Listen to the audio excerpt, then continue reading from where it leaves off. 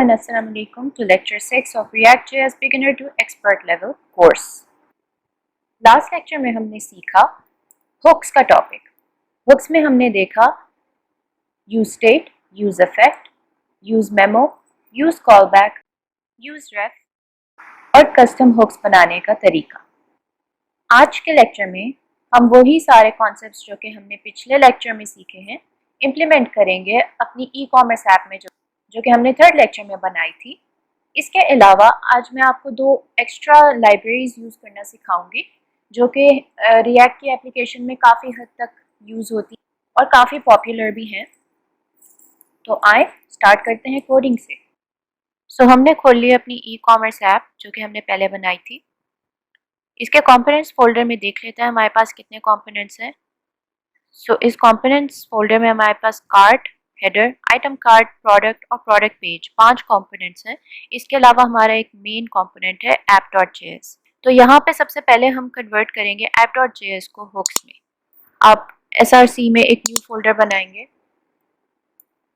Hooks का और यहाँ पे आप अपना app.js डाल देंगे। अब इस app.js और जो हमारी क्लास कंपोनेंट वाली app.js है दोनों को साइड बाय साइड खोल लेते हैं। तो मेरा क्लास कंपोनेंट है, ये हमारा हुक है। सबसे पहले तो यहाँ पे हमने जो भी चीज़ें इंपोर्ट करवाई हुई हैं वो एज इट इज़ यहाँ पे इंपोर्ट करवा देते हैं और पाथ्स को चेक कर लेते हैं।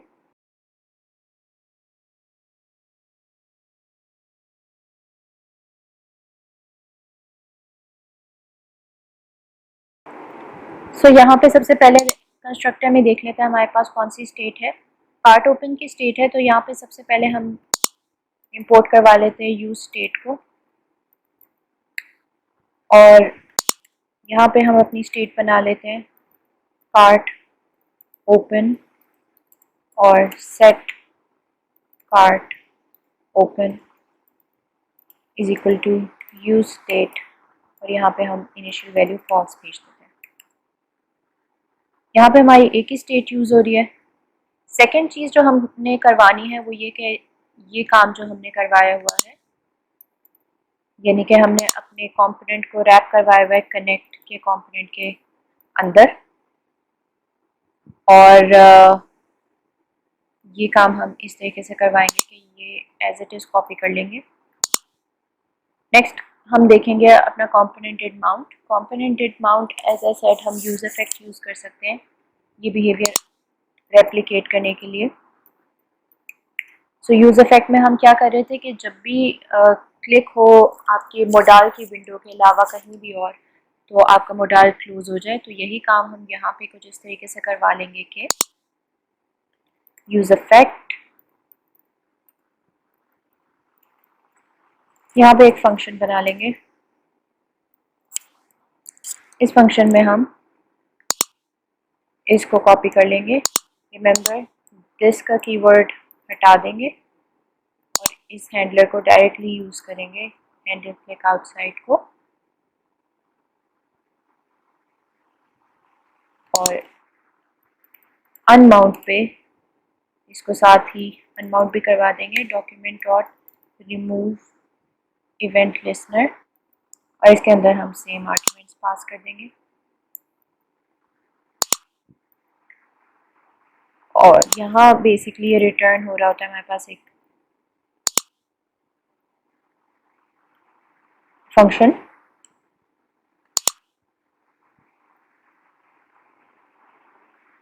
तो ये हमने बना लिया है अपना component did mount. Empty dependency array denote करती है कि कंपोनेंट डिड माउंट है।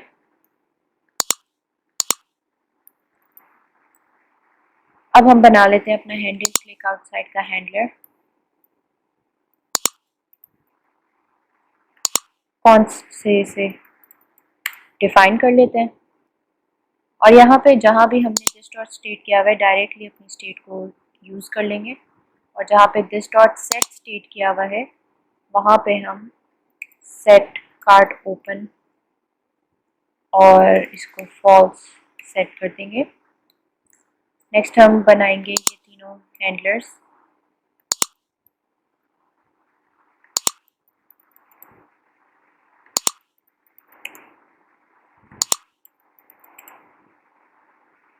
और इसके अंदर यहाँ पे हम स्टेट सेट करवा रहे हैं ट्रू, तो ये हो जाएगा सेट कार्ट ओपन ट्रू। यहाँ से कंसोल स्टेटमेंट हटा देते हैं। इफ कंटिन्यू शॉपिंग पे हमने चेक करना है, if cart open is true then set state to false.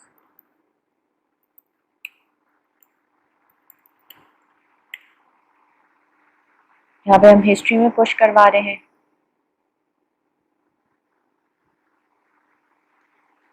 Render हम करवाएंगे सेम JSX को, और यहाँ पे हम ऑन कार्ट क्लिक को एज इट इज सेंड कर देंगे। कार्ट ओपन भी एज इट इज सेंड हो जाएगा। ऑन कंटिन्यू शॉपिंग हैंडलर और handle redirect on cart to cart भी एज इट इज सेंड हो जाएगा। इसको फॉर्मेट कर लेते हैं सेव करके। नेक्स्ट काम जो हम करेंगे वो ये है कि हम index.js में जाएंगे और index.js में यहाँ पे जो ऐप कंपोनेंट इंपोर्ट हो रहा है वो सोर्स डायरेक्टरी से गेट करने के बजाय हम हुक्स के फोल्डर से इस तरीके से गेट कर देंगे। यहाँ पे एक्शंस भी इंपोर्ट करवा लेते हैं।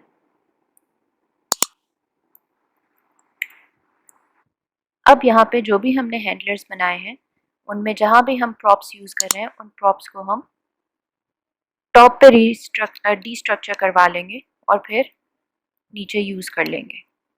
सो जैसे ऑन कार्ट क्लिक पे हम यूज़ कर रहे हैं इंक्रीज क्वांटिटी, तो यहाँ से दिस डॉट प्रॉप्स को हमने रिमूव किया और जहाँ पे हमने स्टेट डिफाइन की हुई है उसके टॉप पे हम डीस्ट्रक्चर करवा लेंगे अपनी प्रॉप्स को।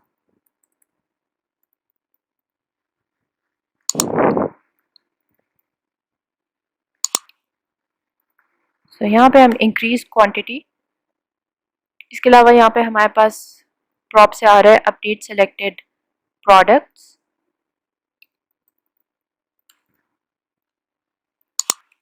And that's it I guess. यहाँ से दिस डॉट प्रॉप्स को रिमूव कर देते हैं और यहाँ से हम हिस्ट्री जो गेट कर रहे हैं वहाँ से भी हम दिस के कीवर्ड को रिमूव कर देते हैं।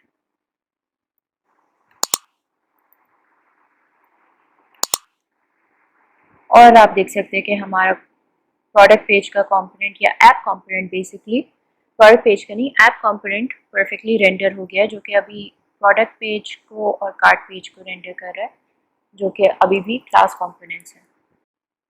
सो फर्स्ट स्टेप पे हमने कन्वर्ट किया अपनी app.js को एक हुक कंपोनेंट में। अब हम बाकी कंपोनेंट्स को देख लेते हैं। प्रोडक्ट पेज डॉट जेएस में जाते हैं तो ये ऑलरेडी हमने एक फंक्शनल कंपोनेंट बनाया हुआ है और इसमें ना हम स्टेट यूज़ कर रहे हैं क्योंकि हमने एक डम्प कंपोनेंट सॉर्ट ऑफ रखा हुआ है, और ना लाइफ साइकिल्स मेथड्स यूज़ कर रहे हैं। तो इस कंपोनेंट में तो हमें कोई ख़ास चेंज करने की ज़रूरत नहीं है। डॉम मैनिपुलेशन भी नहीं हो रही जिसके लिए हम रेफ को यूज़ करना चाहें, या कोई और इस तरह की म्यूटेशन भी नहीं हो रही है किसी वेरिएबल के साथ, लिहाजा ये कंपोनेंट तो हमारा एज इट इज़ रहेगा। नेक्स्ट कंपोनेंट हम देख लेते हैं हेडर का। हेडर भी हमारा एक डम कंपोनेंट है, सिंपल एक JSX रिटर्न कर रहा है और इसमें कुछ फंक्शनैलिटी नहीं है। आइटम कार्ड का भी हमारा कंपोनेंट जो है इसमें भी कोई ख़ास फंक्शनैलिटी नहीं है, सिंपल ये एक JSX रिटर्न कर रहा है। प्रोडक्ट और JS को देख लेते हैं, ये भी एक डम कंपोनेंट है जिसमें कोई चेंज की ज़रूरत नहीं है। अब हम देख लेते हैं cart.js को। सो इफ़ यू रिमेंबर हमने cart.js में लाइफ साइकिल मेथड्स कुछ लिखे थे जिनमें हम टोटल प्राइस को जो है अपडेट करवा रहे थे, बिकॉज हमारे कार्ट पेज की रिक्वायरमेंट है कि जब भी आप क्वांटिटी चेंज करें तो आपकी टोटल प्राइस उस हिसाब से चेंज हो जाए। उसके लिए हमें ज़रूरत थी कि हम कंपोनेंट डेट माउंट और डेट अपडेट पे अपना एक्शन डिस्पैच करवाएं, जो कि हमने रिडक्स लाइब्रेरी यूज़ करते हुए बनाया था, जो कि यहाँ पे है अपडेट टोटल प्राइस। तो इस कंपोनेंट को डेफिनेटली हम हुक्स के थ्रू चेंज कर सकते हैं और आप देखेंगे कि जब इसे हम हुक्स में कन्वर्ट करेंगे तो ये कितना इसका कोड रिड्यूस हो जाएगा और ये फाइल कितनी मिनीफाई हो जाएगी in terms of lines of code. तो यहाँ पे हुक्स फोल्डर में मैंने एक और कंपोनेंट बनाया है cart.js। दोनों कंपोनेंट्स को साइड बाय साइड खोल लेते हैं। सो ये मेरा क्लास कंपोनेंट है राइट साइड पे और ये मेरा हुक कंपोनेंट है लेफ्ट साइड पे। सबसे पहले मैं इस कंपोनेंट में पास करवा रही हूँ प्रॉप्स, और इसकी रीज़न ये है कि below this component, class component में भी आप देख सकते हैं हमने कुछ स्टेट्स को एज प्रॉप सेंड किया हुआ है इस कंपोनेंट के अंदर, और साथ ही हमने कुछ यहाँ पे एक्शन क्रिएटर्स क्रिएट किए हैं जो कि हम सेंड कर रहे हैं इस कंपोनेंट कार्ट को, और यहाँ पे हम कनेक्ट का HOC यूज़ कर रहे हैं जो कि ये हमें दोनों प्रॉप्स प्रोवाइड कर रहा है इस कंपोनेंट के अंदर। सो फर्स्ट ऑफ ऑल हमें इस कंपोनेंट में चाहिए है प्रॉप्स, तो हम यहाँ पे पास करवा देंगे प्रॉप्स। सेकंड काम जो हम कर रहे हैं वो ये है कि हम प्रॉप्स से जो भी हमें वैल्यूज़ चाहिए उन्हें डीस्ट्रक्चर करवा रहे हैं। जैसे कि सेलेक्टेड आइटम्स चाहिए हमें, अपडेट टोटल प्राइस का एक्शन क्रिएटर चाहिए, इंक्रीज क्वांटिटी डिक्रीज क्वांटिटी भी हमारे दोनों एक्शन क्रिएटर्स हैं ये चाहिए, और इसके अलावा टोटल प्राइस की स्टेट चाहिए हमें जो कि हमारे रिडक्स से आ रही है। अब नेक्स्ट जो स्टेप है वो काफ़ी इम्पॉर्टेंट है। वापस क्लास कंपोनेंट में जाते हैं और इसमें अगर आप देखें तो हमारे पास एक कंपोनेंट डेट माउंट का लाइफ साइकिल मेथड है और एक कंपोनेंट डेट अपडेट का लाइफ साइकिल मेथड है। हम कर क्या रहे हैं कि जब हमारा कंपोनेंट माउंट होता है तो हम अपनी टोटल प्राइस को अपडेट करवाते हैं और उसमें सेंड कर देते हैं अपने जो भी यूज़र ने सेलेक्ट किए हों आइटम्स। इसी तरह जब कोई मैनिपुलेशन होती है कार्ट पेज में, फॉर एग्जांपल क्वांटिटी इंक्रीज या डिक्रीज हुई, अगेन हमारी जब सेलेक्टेड आइटम्स के अंदर क्वांटिटी की वैल्यू चेंज होती है तो हम ट्रिगर करवाते हैं अपडेट टोटल प्राइस के एक्शन को और उसे डिस्पैच करते हैं, और साथ ही हम अपनी लेटेस्ट सेलेक्टेड आइटम्स को सेंड कर देते हैं। तो इसको हमने हुक्स के कंपोनेंट में इस तरीके से अचीव किया है कि हमने एक हुक यूज़ किया यूज़ इफेक्ट का, जैसे कि हमने पहले पढ़ा, और इसमें हमने सिंपली अपडेट टोटल प्राइस का कंपोनेंट हमने इसमें अपडेट टोटल प्राइस का फंक्शन या एक्शन डिस्पैच करवाया है और उसमें सेंड किया है सेलेक्टेड आइटम्स को। और उसके बाद हमने एक और इम्पॉर्टेंट स्टेप किया है कि हमने डिपेंडेंसी एरे में सेलेक्टेड आइटम्स की वैल्यू सेंड करवा दी है। अब इसका ये मतलब होगा, अगर यहाँ पे मैं एम्प्टी एरे रखती तो ये मेरा use effect component did mount के बिहेवियर को एग्जैक्टली कॉपी कर लेता और फर्स्ट टाइम कंपोनेंट माउंट होने पे रन होता। बट इफ़ यू नोटिस तो हमने कंपोनेंट डेट अपडेट में भी एग्जैक्टली यही लॉजिक लिखी हुई है। फ़र्क ये है कि सिर्फ हम कंपेयर करवा रहे हैं कि अगर हमारे सेलेक्टेड आइटम्स प्रीवियस और नेक्स्ट प्रॉप्स में सेम नहीं है, सिर्फ तब हम ये अपडेट टोटल प्राइस का एक्शन डिस्पैच करें। तो वो काम हम यहाँ पे डिपेंडेंसी एरे में अगर सेलेक्टेड आइटम्स को सेंड कर देंगे तो यूज़ इफेक्ट खुद ब खुद हैंडल कर लेगा, और हैंडल इस तरीके से करेगा कि जब भी उसके पास सेलेक्टेड आइटम्स डिफरेंट आएंगे फ्रॉम इट्स प्रीवियस वैल्यू तो वो खुद ब खुद इस इफेक्ट को ट्रिगर कर देगा। तो आप देख सकते हैं कि यहाँ पे जो काम हम दो लाइफ साइकिल मेथड्स में करवा रहे थे और सॉर्ट ऑफ हमारी लॉजिक जो है वो रिपीट हो रही थी, वो यहाँ पे हमने दो लाइन्स लिख के कोड की और वो अचीव कर लिया है।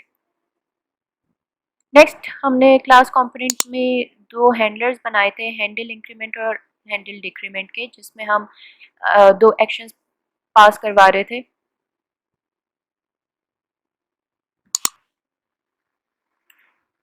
जिसमें हम दो एक्शंस पास करवा रहे थे, इंक्रीज क्वांटिटी और डिक्रीज क्वांटिटी के। सेम हमने ये काम यहाँ पे किया है, हैंडलर्स को हमने कॉपी कर लिया है। दिस डॉट प्रॉप्स के बजाय डायरेक्टली हम इंक्रीज क्वांटिटी यहाँ पे कॉल कर रहे हैं बिकॉज हम ऑलरेडी ऊपर डी स्ट्रक्चर करवा चुके हैं प्रॉप से, और इसके अलावा हमने अपनी कंपोनेंट को एक कॉन्स्ट वेरिएबल के अंदर रखवाया है जैसे कि हम हुक्स में रखते हैं। ये काम हमने हैंडल डिक्रीमेंट के लिए किया है। नेक्स्ट अब बारी आ जाती है JSX की, तो वो काफ़ी हद तक दोनों कंपोनेंट्स में सेम है, सिवाय यहाँ पे हमने ऑन क्लिक पे दिस डॉट हैंडल इंक्रीमेंट को कॉल किया हुआ है, जबकि यहाँ पे हमने डायरेक्टली अपने दोनों मेथड्स को पास करवाया हुआ है, हैंडलर्स को पास करवाया हुआ है विदाउट यूजिंग दिस कीवर्ड। इसके अलावा बाकी नीचे मैप स्टेट टू प्रॉप्स और map dispatch to props as it is हमने कॉपी कर दिया है क्लास कंपोनेंट से, क्योंकि हुक कंपोनेंट्स में इसमें कोई चेंज नहीं आता। तो इस तरीके से हमने अपने कार्ट के कंपोनेंट को चेंज कर दिया है। अब अपनी चेंजेस हम इसके बाद हम app.js में गए हैं, जो कि हमारे हुक्स के ही फोल्डर में रखा हुआ कंपोनेंट है। और इसमें हमने जहाँ से हम कार्ट यूज़ कर रहे थे वो कंपोनेंट वाला कार्ट उठाने के बजाय हमने हुक्स के अंदर वाला ही कार्ट यूज़ कर लिया है, यानी कि हमने यहाँ पे पाथ चेंज कर दिया है। और पाथ चेंज करने के बाद अब हम वापस जाते हैं ब्राउज़र पे और चेक करते हैं कि हमारी वेबसाइट सही चल रही है या नहीं। तो ये हमारी वेबसाइट का प्रोडक्ट पेज है, ये हमारा मोडाल है। यहाँ से हम गो टू कार्ट में करेंगे और आप देख सकते हैं कि हमारा कार्ट पेज परफेक्टली रेंडर हो रहा है।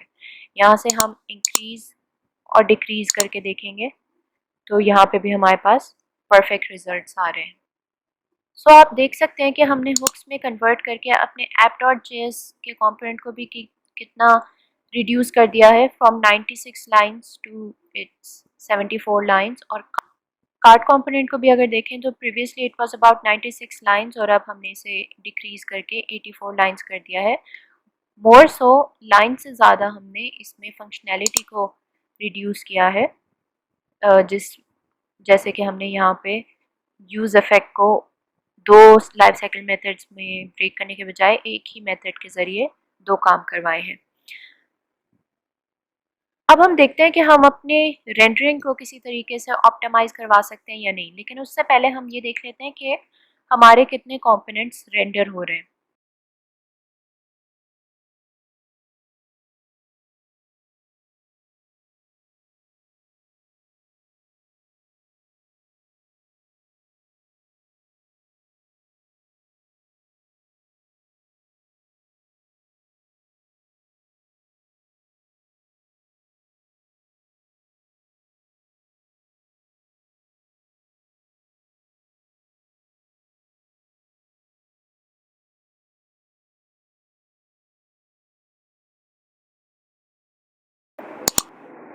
सो हम करें अपने होम पेज या प्रोडक्ट पेज पे, इंस्पेक्ट करेंगे, कंसोल टैब में जाएंगे, कंसोल टैब में क्लियर करेंगे कंसोल को और पेज रिफ्रेश करेंगे। तो आप देख सकते हैं कि हमारे पास 39 लॉग्स आए हैं।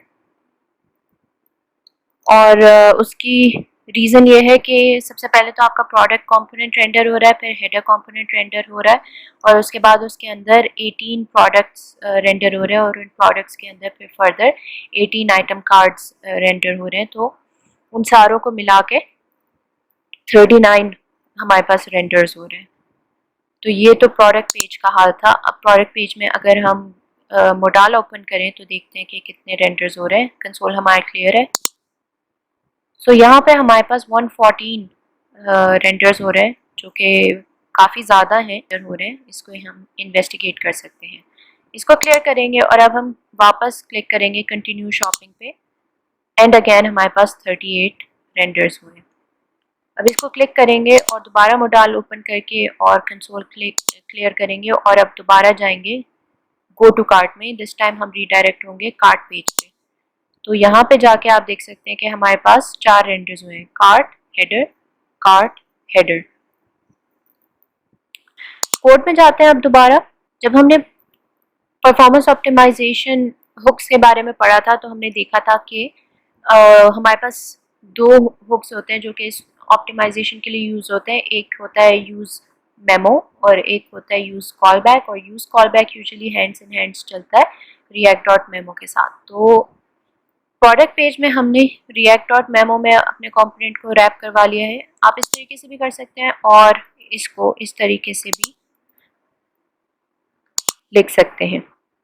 कंसोल क्लियर करते हैं, पेज रिफ्रेश करते हैं तो आप देख सकते हैं कि दोबारा से 39 लॉग शो हो रहे हैं, यानी कि फ़िलहाल रिएक्ट डॉट मेमो ने कोई ऑप्टिमाइजेशन नहीं की है। अब हम देखते हैं, हमने प्रोडक्ट पेज के ऊपर तो रिएक्ट मेमो लगा दिए। अब हम जाते हैं प्रोडक्ट डॉट जेएस के पेज पे और यहाँ पे भी रिएक्ट डॉट मेमो में इसको रैप कर देते हैं। इसी तरह आइटम कार्ड के अंदर जाते हैं और इसे भी रिएक्ट डॉट मेमो के अंदर रैप कर देते हैं।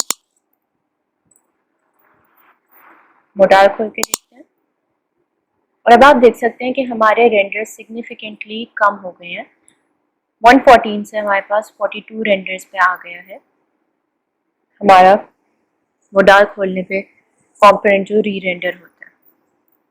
ओके, सो हमने देखा कि ब्राउज़र पे जब हमने कार्ट पेज को रेंडर करवाया तो हमारे पास 2 दफ़ा कार्ट का कंपोनेंट रेंडर हुआ और 2 दफ़ा हेडर कंपोनेंट रेंडर हुआ। उसकी रीज़न ये थी कि हमने यहाँ पे कंपोनेंट डिड माउंट पे एक एक्शन डिस्पैच करवाया हुआ है जो कि हमारी प्रॉप्स को अपडेट करता है। तो फर्स्ट टाइम जब आपका कंपोनेंट माउंट होता है तो हेडर कंपोनेंट भी सिंस यहाँ पे हम कॉल कर रहे हैं तो हेडर कंपोनेंट एक दफ़ा रेंडर होता है और एक दफ़ा हमारा कार्ट का कंपोनेंट रेंडर होता है। और फिर उसके बाद कंपोनेंट माउंट होने के बाद जब अपडेट टोटल प्राइस का एक्शन डिस्पैच होता है, सेलेक्टेड आइटम्स हमारे अपडेट होते हैं और जब हमारी प्रॉप्स अपडेट होती हैं तो हमारा कार्ट का कंपोनेंट दोबारा से रेंडर होता है। और जब कार्ट का कंपोनेंट दोबारा रेंडर होता है तो इसके अंदर हेडर कंपोनेंट भी दोबारा से रेंडर होता है। इसलिए वो 4 लॉग्स तो हमारे पास आएंगे ही और इसमें मजीद ऑप्टिमाइजेशन हम नहीं कर सकते क्योंकि इसके अंदर फर्दर कोई ख़ास कंपोनेंट्स पास नहीं हो रहे।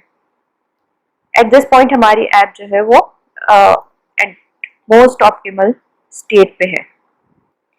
इस लेक्चर के नेक्स्ट हाफ में हम देखेंगे कुछ यूटिलिटी लाइब्रेरीज को जो कि हम अपनी रिएक्ट ऐप के अंदर यूज़ करते हैं, जो कि जनरली भी मार्केट में बहुत ज़्यादा यूज़ की जा रही हैं। जब भी कोई प्रोजेक्ट बनाया जाता है रिएक्ट ऐप का तो मोस्टली उसमें कंपनीज जो है वो इस तरह की फेमस और रिलायबल लाइब्रेरीज को यूज़ करते हैं for better UI, better performance and better development.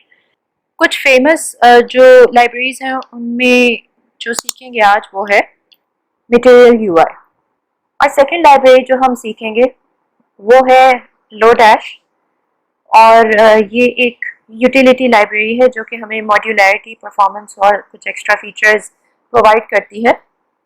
इसकी पूरी डॉक्यूमेंटेशन इसकी अपनी ऑफिशियल वेबसाइट पे अवेलेबल है कि इसे किस तरीके से यूज़ कर सकते हैं और ये क्या क्या फीचर्स हमें प्रोवाइड करती है और ये चीज़ मैं आपको यहाँ पे भी सिखाऊंगी। प्रोजेक्ट में लोडैश लाइब्रेरी यूज़ करने के लिए सबसे पहले हम लोडैश लाइब्रेरी को अपने प्रोजेक्ट में इंस्टॉल करेंगे। सो ई कॉमर्स ऐप के अंदर अगर हमने ये लाइब्रेरी यूज़ करनी हो तो हम इसी ऐप के अंदर जाके ऐप स्टॉप करके और npm i dash dash save का फ्लैग और लोडैश लाइब्रेरी को इंस्टॉल कर देंगे। इसका इस्तेमाल करने के कुछ तरीके यहाँ पे इन्होंने लिखे हुए हैं। फॉर एग्जांपल अगर आपने पूरी लोडैश लाइब्रेरी को गेट करना हो तो आप यूज़ कर सकते हैं रिक्वायर्ड लोडैश या फिर आप इंपोर्ट स्टैटिक फ्रॉम लोडैश भी करवा सकते हैं।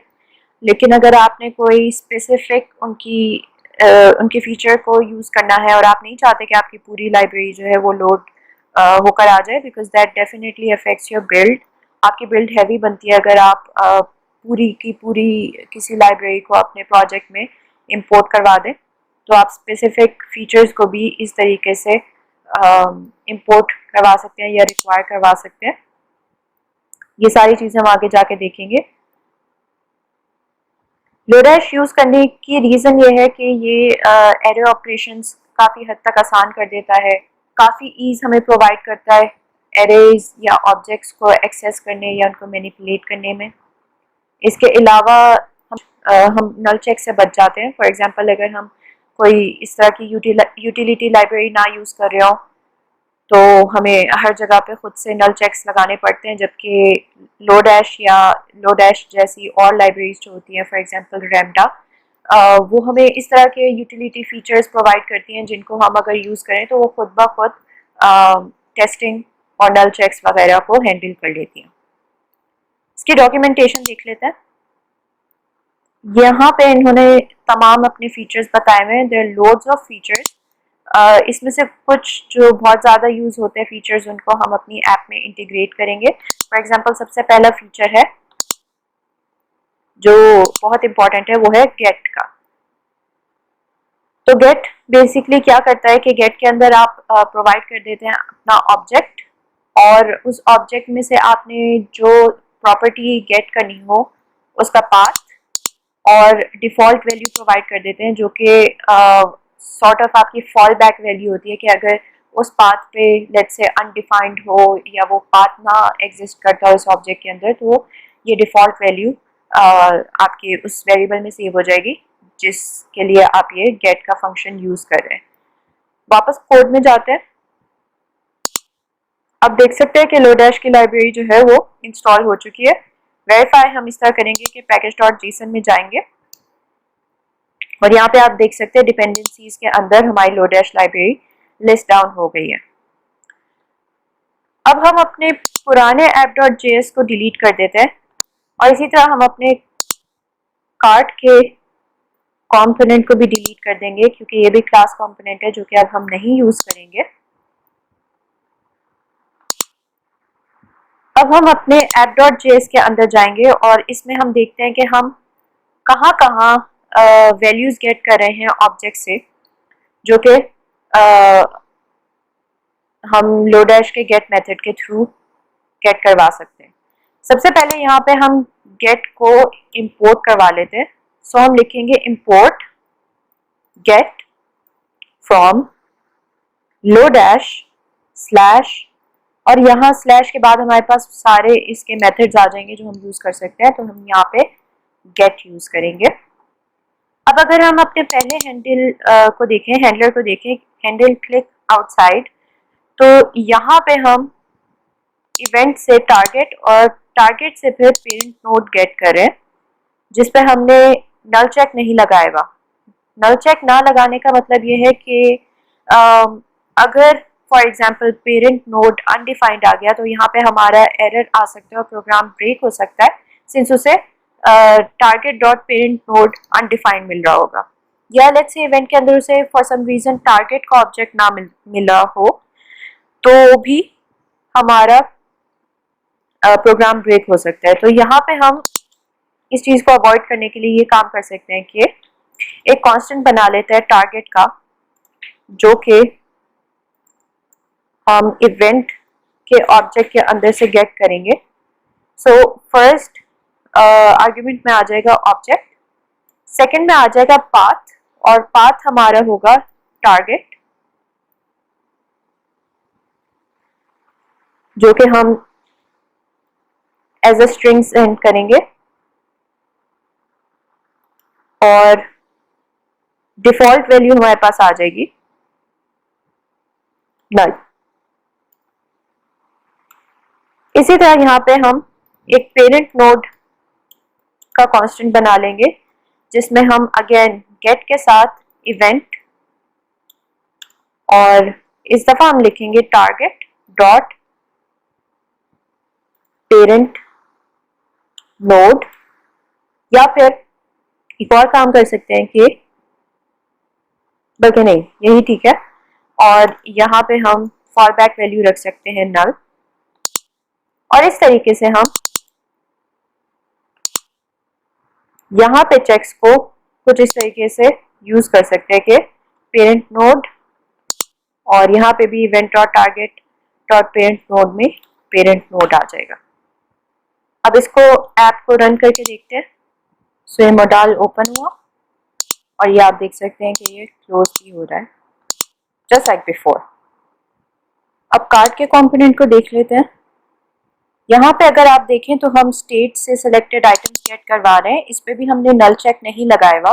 फॉर एग्जांपल अगर इसमें सेलेक्टेड आइटम्स का ऑब्जेक्ट एग्जिस्ट ही ना करता हो तो यहाँ पे हमारे पास अनडिफाइंड वैल्यू सेलेक्टेड आइटम्स की जाएगी, और लेट्स से आप इस पे आइट्रेट करवा रहे हैं जो कि हम यहाँ पे करवा रहे हैं, और इस पे अगर अनडिफाइंड वैल्यू जाएगी तो फिर ये ब्रेक करेगा हमारा लूप और यहाँ पे एरर आ जाएगा। तो यहाँ पे भी हम गेट को इस्तेमाल कर सकते हैं।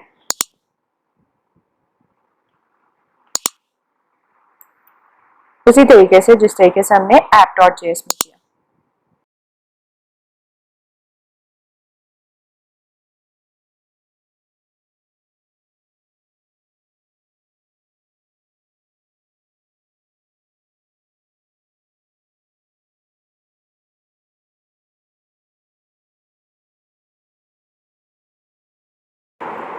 यहाँ पे अगर आप देखें तो हमारे पास एक एरर आ रहा है जो कि कह रहा है कि maximum update depth exceeded. This can happen when a component calls set state inside useEffect, but useEffect either doesn't have a dependency array or one of the dependencies changes on every render.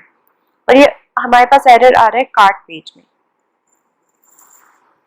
वापस code में जाते हैं। अब आप यहाँ पे देख सकते हैं जो हमने यूजEffect बनाया था, इसकी डिपेंडेंसी एरे में हमने सेलेक्टेड आइटम्स को भेजा है। सेलेक्टेड आइटम्स हमारे पास आ रहा है प्रॉप्स में।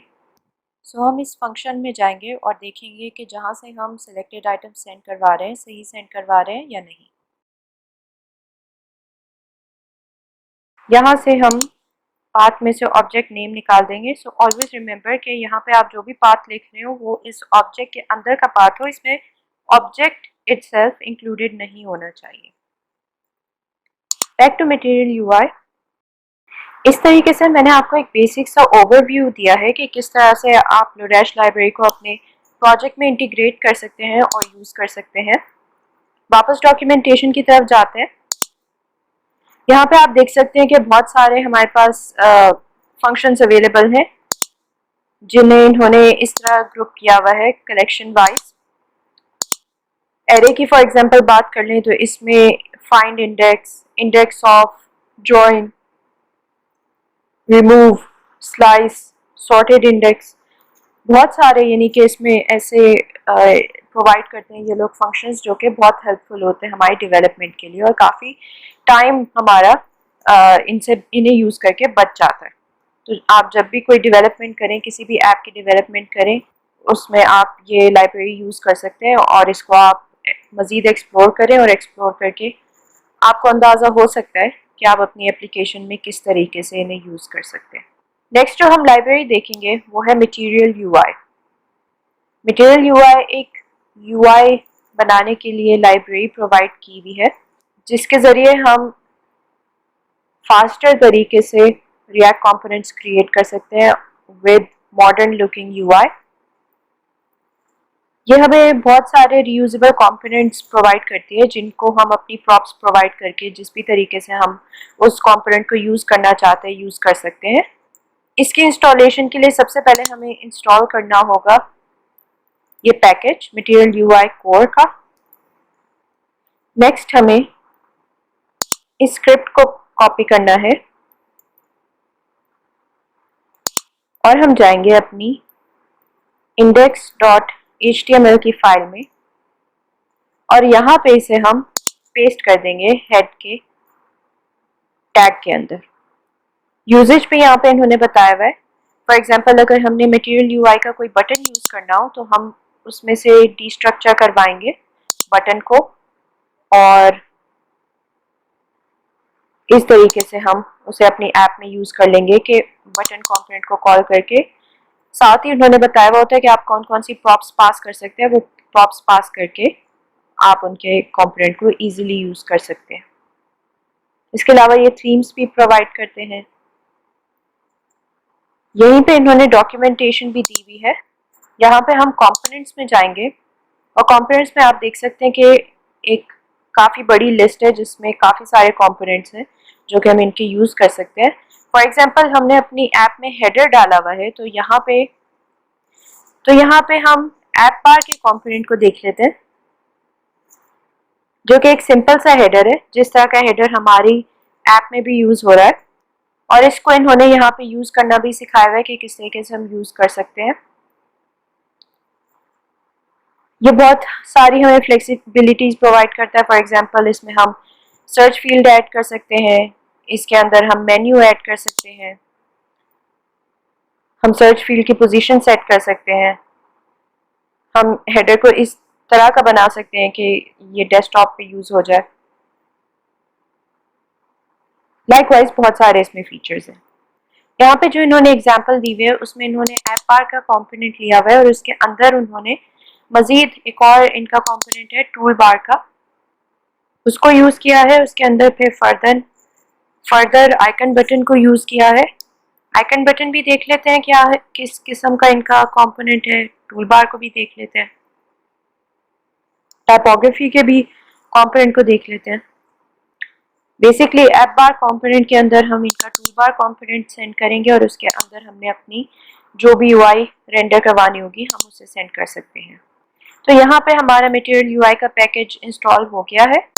पैकेज डॉट जेसन में भी हमारे पास मटेरियल यूआई का पैकेज आ गया है। अब हम जाएंगे अपनी हेडर की फाइल में और यहाँ पे सबसे पहले इंपोर्ट करवाएंगे ऐप बार के कंपोनेंट को।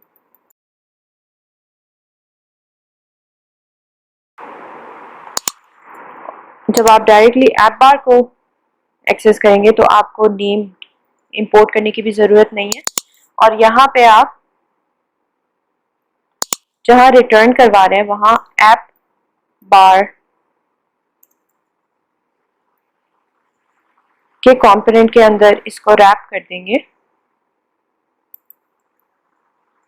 फिलहाल इस डिव को रिमूव करके देखते हैं कि हमारी ऐप बार कैसी शो हो रही है। तो आप देख सकते हैं कि ये हमारी ऐप बार आ रही है एट द मोमेंट। इसमें हमने अभी टूल बार का कंपोनेंट नहीं डाला। इसी को कॉपी करके यहाँ पे टूल बार को इंपोर्ट करवा लेते हैं और इसके अंदर अब हम सेंड करते हैं टूल बार के कंपोनेंट को। और अब आप देख सकते हैं कि हमने अपने यूआई को टूल बार के कंपोनेंट में रैप किया तो ये खुद ब खुद इसने इसकी पोजीशन को फिक्स कर दिया है। अब नेक्स्ट हम ये काम करते हैं कि ये जो हमने कार्ट का आइकन बनाया हुआ है इसको आइकन बटन बनाते हैं। सो यहाँ पे हम सर्च करते हैं आइकन बटन को। सबसे पहले इंपोर्ट करवा लेते हैं आइकन बटन को अपने कंपोनेंट के अंदर। यहाँ पे देख सकते हैं कि इन्होंने बताया हुआ है कि हम अपने आइकन बटन को कौन कौन सी प्रॉप्स सेंड कर सकते हैं। हम अपने आइकन बटन को चिल्ड्रन की प्रॉप सेंड कर सकते हैं, क्लासेस सेंड कर सकते हैं, कलर सेंड कर सकते हैं जिस भी कलर का हमने उस आइकन को रखना हो, disable focus ripple, disable ripple, edge size, सब कुछ हम इसमें सेट कर सकते हैं। इसका एक डेमो भी देख लेते हैं। यहाँ पे आप देख सकते हैं कि बटन्स के अंदर इन्होंने आइकन बटन्स का एक डेमो दिया हुआ है। सिंपली इन्होंने आइकन बटन का कंपोनेंट यूज करते हुए उसके अंदर सेंड करवाया है। यहाँ पे हमारे पास ऑप्शन होती है पूरा सोर्स कोड देखने की, तो हम इसके सोर्स कोड में देख लेते हैं। यहाँ से इन्होंने डिलीट आइकन मटेरियल यूआई के आइकन से ही उठाया हुआ है और वो आइकन बटन के अंदर सेंड किया हुआ है। यहाँ पे हम एक काम करते हैं कि आइकन बटन कोई कंपोनेंट बना के और उसके अंदर हम अपना इमेज सेंड करवा देते हैं कार्ट का।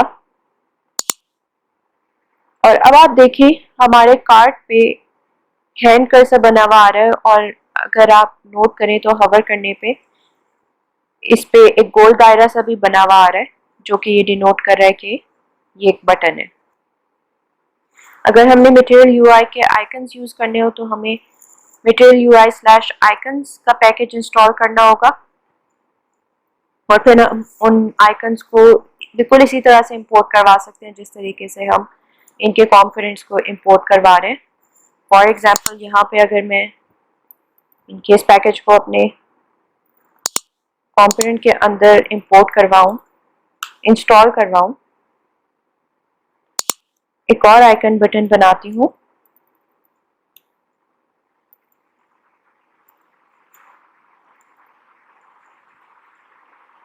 यहाँ से मैं इंपोर्ट करवा लेती हूँ। लेट्स सी हमारे पास यहाँ पे अगर कार्ट आइकन है या नहीं। मटेरियल आइकन्स में जाएंगे,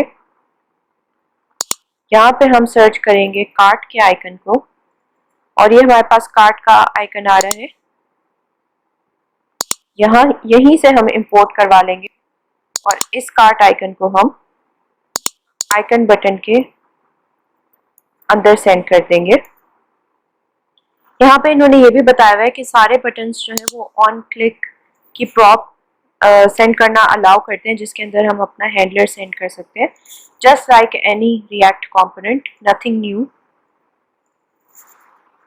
तो यहाँ पे हम आइकन बटन पे यही वाला ऑन क्लिक सेंड करवाते हैं जो कि हमने इस आइकन को करवाया था।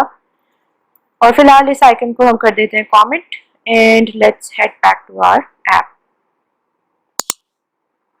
अब आप देख सकते हैं कि हमारे पास ये आइकन आ गया है। लेट्स चेक कि हमारा ऑन क्लिक सही चल रहा है या नहीं। सुबह आप देख सकते हैं कि हमारे ऑन क्लिक के हैंडलर जो हमने यहाँ पे लगाया है वो बिल्कुल सही चल रहा है। अब हम देखते हैं कि अगर आपने इस ऐप बार को स्टाइल करना हो तो आप किस तरीके से स्टाइल करेंगे। आप खोलेंगे इंस्पेक्ट और ये एरो सेलेक्ट करके इसके ऊपर हवर करेंगे तो आपके पास शो हो जाएगा वो कंपोनेंट जो कि आपने यूज किया है। तो यहाँ पे ये मेरा ऐप बार का कंपोनेंट है और ये मेरी टूल बार का कंपोनेंट है। पहले एक्सप्लोर करते हैं ऐप बार के कंपोनेंट को।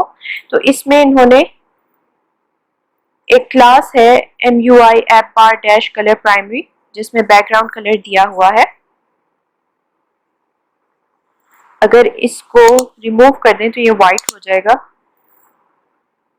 लेट्स से हमें इस स्पेसिफिक क्लास को ओवरराइड करना है तो वो काम भी मैं आपको सिखाती हूँ कि किस तरह कर सकते हैं। Back to the code. इसका हल ये है कि हम हेडर की CSS फाइल में जाएं और यहाँ पे इस क्लास को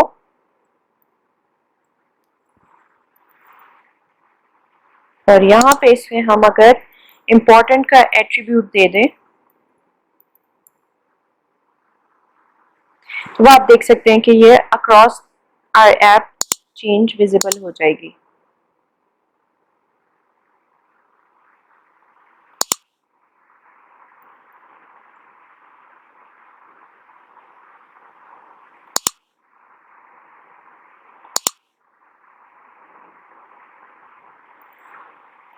इसी तरह मटेरियल UI हमें टेबल्स बनाने के भी कंपोनेंट्स प्रोवाइड करता है।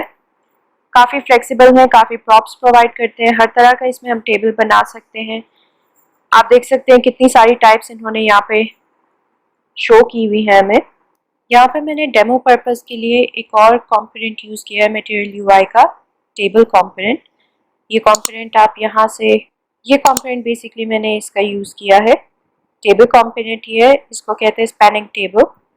ये हमारे रिक्वायरमेंट से सबसे करीब था। अब आप देख सकते हैं कि इसमें कितने टाइप्स के टेबल हैं कि हमने जो टेबल बनाया उससे भी मिलता जुलता हमें एक टेबल मिल गया। इसको यूज़ करते हुए मैंने अपने कार्ड पेज को दोबारा से डिज़ाइन किया है सिंपल सा। सो ये मेरा कार्ड पेज है एम्प्टी स्टेट में। मैं वापस होम पे जाऊंगी और यहाँ से आइटम सेलेक्ट करूंगी और कार्ड पे क्लिक करूंगी तो यहाँ पे आप देख सकते हैं कि सारी वैल्यूज़ मेरे पास आ रही हैं और बिल्कुल उसी तरीके से मेरा ये प्रोग्राम चल रहा है जैसा पहले चल रहा था। सो दैट्स इट फॉर टुडे। इस ऐप को आप जितना मर्जी अच्छा डिज़ाइन करना चाहें, अब आपके पास मटेरियल UI की एक्सेस है। आप मटेरियल UI को एक्सप्लोर करें, उसके डिफरेंट कंपोनेंट्स को एक्सप्लोर करें और जो कुछ आप इंटीग्रेट कर सकते हैं इस ऐप में बेहतर बनाने के लिए इस ऐप को वो आप यूज़ करें। चाहे तो आप खुद से CSS लिख के और खुद से कंपोनेंट्स बना के और उसके थ्रू UI बनाएं। पर ये मैंने आपको एक तरीका सिखा दिया है मटेरियल UI यूज़ करने का। मटेरियल UI के अलावा और भी बहुत सारी इस तरह की लाइब्रेरीज हैं। फॉर एग्जांपल एंटी जो कि आपको डिफरेंट रीयूजेबल कंपोनेंट्स प्रोवाइड करती हैं फॉर द सेम पर्पस और वो भी बहुत वाइडली यूज़ होती है। सो डिफरेंट पर्पस के लिए डिफरेंट लाइब्रेरीज हैं। आपका जो भी पर्पस हो, जैसे आपने चार्ट्स बनाने हो तो हो सकता है कि वो चार्ट्स आपको D3 लाइब्रेरी में ज़्यादा अच्छे मिले या हो सकता है आपको हाई चार्ट्स में ज़्यादा बेहतर मिले। सो ये आप रिसर्च से ही फाइंड आउट कर सकते हैं कि आपकी प्रोजेक्ट के रिक्वायरमेंट्स के हिसाब से बेस्ट कौन सी लाइब्रेरी है। और इन लाइब्रेरीज को यूज़ करना हमेशा एक अच्छा डिसीजन होता है। एक्सेसिव यूज़ या ओवर यूज़ या जहाँ पे ज़रूरत ना हो वहाँ पे आप इसे ना यूज़ करें, लेकिन for complex components it's always better to first research के इस तरह का कंपोनेंट अगर कोई लाइब्रेरी प्रोवाइड करती है तो इंस्टेड कि आप फ्रॉम द स्क्रैच एक कंपोनेंट को लिखें, आप एक प्रोवाइडेड कंपोनेंट को यूज़ करें और अपनी डेवलपमेंट को फास्ट बनाएं। सो आज के एपिसोड में हमने सीखा हुक्स को हम किस तरीके से अपने प्रोजेक्ट में इंटीग्रेट कर सकते हैं। Lodash library, material UI library और इन दोनों की इंटीग्रेशन रिएक्ट एप्लीकेशंस में। That's it for this lecture. हमने सिक्स लेक्चर के एंड पे रिएक्ट के मोस्ट कॉन्सेप्ट्स जो है वो कवर कर लिए हैं, चाहे वो बेसिक कॉन्सेप्ट्स हों या एडवांस कॉन्सेप्ट्स हों, काफ़ी हद तक हम कवर कर चुके हैं। इसके अलावा सिंस रिएक्ट एक लाइब्रेरी है और libraries get updated very often, तो विद टाइम आप खुद से भी इसको स्टडी करके और न्यू कॉन्सेप्ट सीख सकते हैं। मैं फिर भी आपको इनकरेज करूँगी कि आप रिएक्ट की डॉक्यूमेंटेशन को ज़रूर गो थ्रू करें और जो कॉन्सेप्ट्स आपने यहाँ से सीखे हैं उनको वहाँ जाके भी रीड करें, और उसके अलावा वहाँ पे और जो कॉन्सेप्ट्स हैं उन सबको आप कवर करें। मैंने काफ़ी हद तक कॉन्सेप्ट्स कवर कर लिए हैं रिएक्ट के जो कि ज़्यादा इम्पॉर्टेंट हैं या जो बहुत ज़्यादा यूज़ होते हैं, but you will still find some concepts जो कि आपके लिए अगर आप स्टडी करें तो आपकी इंफॉर्मेशन या नॉलेज के लिए अच्छे रहेंगे। So that's it for this lecture. See you in the next lecture जो कि हमारा लास्ट लेक्चर होगा।